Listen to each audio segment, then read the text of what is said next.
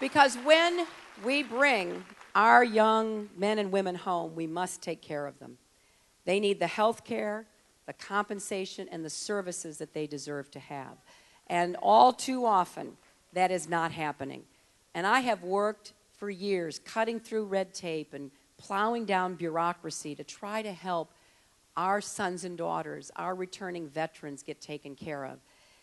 And it's really important because, you know, when somebody signs up to serve our country, we sign up to serve them.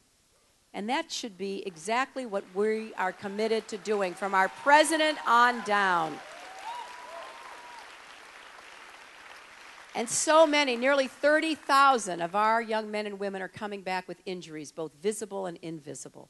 You know, I was at Walter Reed a few months ago visiting some of the soldiers from New York to see how they were doing. And I ran into a young Army captain who had lost his arm in a convoy attack in Baghdad, and he lost the ring finger on his left hand because his wedding ring had melted into his finger in the attack. So I said, "Captain, how you doing?" And he said, "You know, I'm making progress. I'm learning how to use the prosthesis, and the people are great. They're teaching me what I need to know." But then he said to me, "Where do I go to get my brain back?"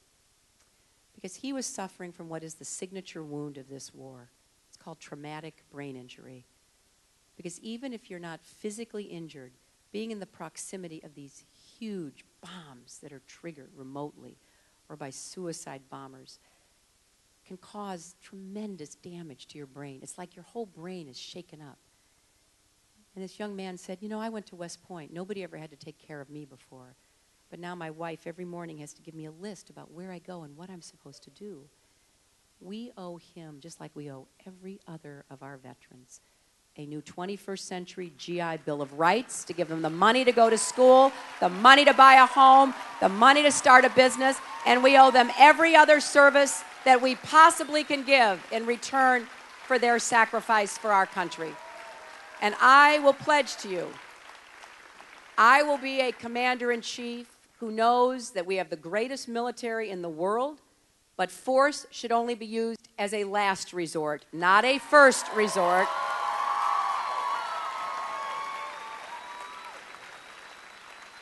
And I will take care of our veterans from our youngest to our oldest, and I want to pay particular attention to the veterans of my generation who served and fought in Vietnam, who were not given the help and support that they deserved when they came home. I know we can do this. I know we can keep our eye on the next generation. I know we can solve our problems again. But I can't do it without your help. Virginia is going to be voting on Tuesday to help pick a president. And you now have an opportunity to make sure that this great Commonwealth has the voices of Virginians heard. And I ask you to consider, as you think about voting or talking to people that you know who will be voting, how to answer two questions. Who would be the best president on day one? Who would be able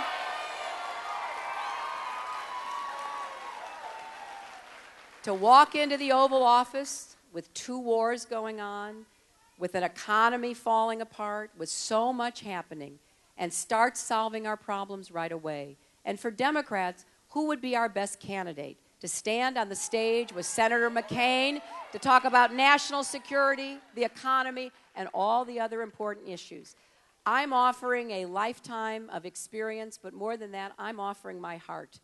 I love this country. I believe with all my heart that we can be anything we put our minds to. So if you will help me, together we will make history. Thank you all so much, and God bless you, and God bless America.